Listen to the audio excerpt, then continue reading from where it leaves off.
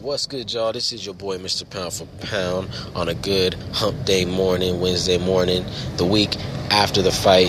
Mayweather, Pacquiao, May 2, 2015. The fight finally happened. It finally went down. But did it? Did it really go down? Was it a scam? Was it a sham? You know, I'm hearing a lot of different things from different people. Ironically, my first video I did, I said it was a scam.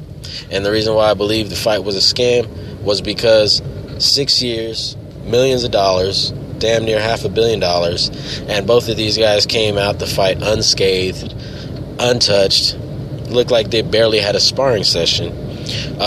Mayweather had moments in the fight where he could have stepped it up. He could have opened up on Pacquiao, I believe, if he wanted to. He could have engaged. He could have probably put him out, because there were some times in there where he was throwing some nice combos. He had him in the punching range, good counter shots, you know what I mean? And Mayweather, I think, could have inflicted a lot more damage had he wanted to. But on the flip side, also, Manny Pacquiao didn't do nothing. You know what I mean? From what he does, he didn't do much. Now, when I was watching the fight, that was exactly what I was saying live. I was like, yeah, it's tied up coming into 6. After 6, it's pretty close into 7. And then, you know, from there, Mayweather took it. So, easy points victory for Floyd Mayweather in my mind from what I saw. You know, boxing lesson. 6 rounds on to 12 was a boxing lesson. The first 6 were, you know, relatively decent. They weren't super exciting, especially for the fight of this magnitude, this spectacle. You know what I mean? I think the hype overshadowed the fight. The fight itself did not live up to expectation. But now look what's happened. You got people coming out of the woodworks trying to sue Floyd Mayweather, and they're trying to sue Manny Pacquiao. Trying to sue Pacquiao for not disclosing his injury of his right arm, which is quite possibly the reason the fight was so lackluster, because Pacquiao, in my mind, didn't do what I thought he was going to do, which is throw a lot of punches. And I was thinking the whole time, you know, other people watching around me, what's wrong with Manny? What's wrong with Manny? It wasn't necessarily anything that Floyd was doing. You know, the Floyd fans in the house want to, Floyd's making him not want to throw punches. No, I don't believe that. And, you know, so after we find out about that rotator cuff injury, you know, it's like, oh, no wonder why the man wasn't throwing no damn punches in the ring. He was injured. He didn't disclose injury. Now, that is 100% his fault. You know what I mean? You don't go to work sick, do you? So, for Pacquiao to be injured and not disclose it to the Nevada State Athletic Commission, that's his fault. That's his bad, and that's his fuck up. You know, in a fight that big, me personally, I would have stopped. I wouldn't have fought. You know what I mean? It would have made a lot of fans mad. Probably would have postponed the fight. I would have made sure ticket holders kept their tickets, but I wouldn't have fought, because it's a one-time thing. You never know if Floyd's going to give you the rematch.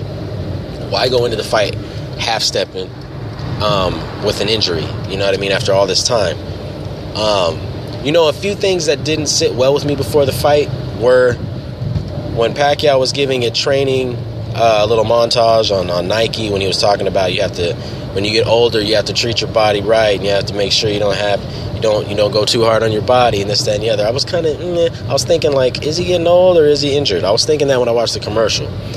Second funny thing that I noticed about this fight, Pacquiao went from talking about how he wanted to beat Mayweather and fight Mayweather to the whole energy went from beating each other to let's do this for the fans. And it's just kind of funny how that energy, when guys want to fight each other, it really ain't about the fans, to be honest with you.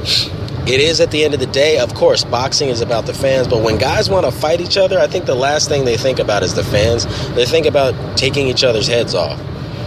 Marvin Hagler, good example when it came to Tommy Hearns. They weren't worried about what the fans, hey, you know, we hope this is a good fight for the fans.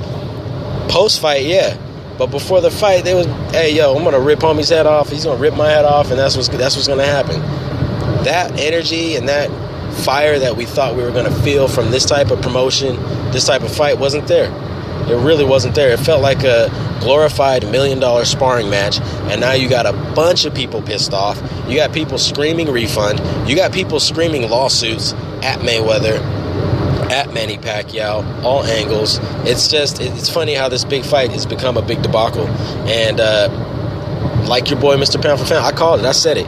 This fight looked funny. it didn't look 100% legit, you can go back and rewind it in slow-mo and zoom in. You can see both them fools talking to each other in the ring. You know, because I wonder if at some point, you know, check it out, man. Y'all rich, and we're not. Check it out. People listening to this, y'all probably not rich. You know what I mean? Because if you were, you'd probably be doing better shit than listening to this. But when you're rich, you're on another level. Good example. Bums, right? Bums live on the street. They don't know how it feels to have $20 in their pocket and live in a house and sleep. That is luxury to them. Once they get that, they get comfortable. So imagine y'all in $1 million houses with $15 million cars. Is a different type of luxury. It's a different type of comfort. I believe deals are made at that level of life. And, you know, I don't know, man. It just sat funny with me. It didn't seem like either guy wanted to kill each other. Because like I said, had Mayweather wanted to, and if it was a real fight, a la like Emmanuel Burton, when he fought Emmanuel Burton, that was a real fight. He could have stood there toe-to-toe and thrown a bunch of punches. A la his training footage, which showed him throwing punches on a bigger sparring partner and trying to bang him out. He didn't do that against Manny Pacquiao. Although Manny Pacquiao was inactive and didn't throw many punches, he still didn't try to get him out of there. Why? I mean, I understand the whole trying to be safe and defense thing, but you were landing your jabs. You were landing your right hands. You know, the last 5 rounds seemed to be a cakewalk, so why not just fucking go out in glory?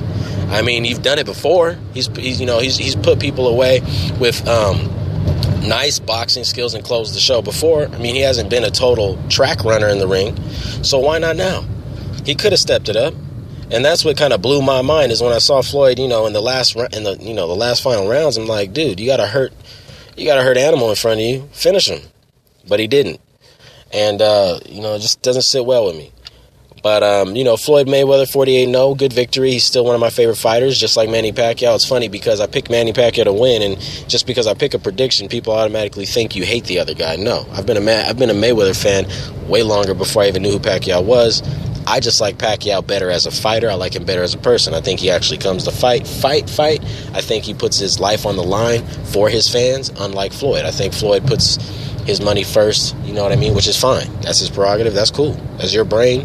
More power to you. Take care of that shit. You know what I mean? It's not crowd pleasing, and it's not what hardcore fight fans like. But you know, hey, what do we know? You're the one making millions. So, Floyd Mayweather, pound for pound, the best businessman of our era. As far as the best fighter, absolutely not. As far as the best boxer, I don't even know about that, because then you'd have to bring people like Pernell Whitaker and Oscar De La Hoya.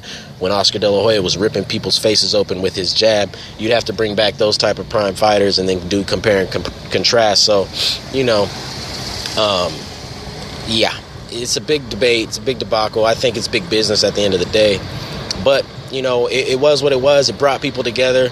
It made a lot of money. It, you know, brought families over to families' houses and friends over to friends' houses. Everybody gathered, you know, had a beer, had some barbecue. You know, the world stopped for about 2 hours and concentrated on Mayweather Pacquiao, and that was the point. You know what I mean? That was the point of this whole event. Like, you know, Pacquiao and Mayweather said it best weeks before the fight. Hey, we're doing this for the fans. You know, we want the fans to have a good fight. You know, we hope the fans are happy and blah, blah, blah. So, ironically, we're not, but still, it was a great event, big fight. Big news, big money, and that's why we love the sport of boxing. Hopefully that, you know, we can have bigger fights in the future with bigger names. Like I said, my guy right now, Canelo Alvarez. I'm looking for big things for that dude. I'm not even really concentrated on the Mayweather-Pacquiao thing. If you guys have tracked back my fights, I've already told you. This is like a smoke screen of the old guys going out. I'm really already concentrated on the new fighters coming in. Canelo Alvarez is one of my main focuses right now, and he's a bad boy. Y'all got to check that fight out. Canelo Alvarez, Kirkland, coming soon. This is your boy, Mr. Pound for Pound. Go ahead and subscribe. More videos coming. Yeah. Peace.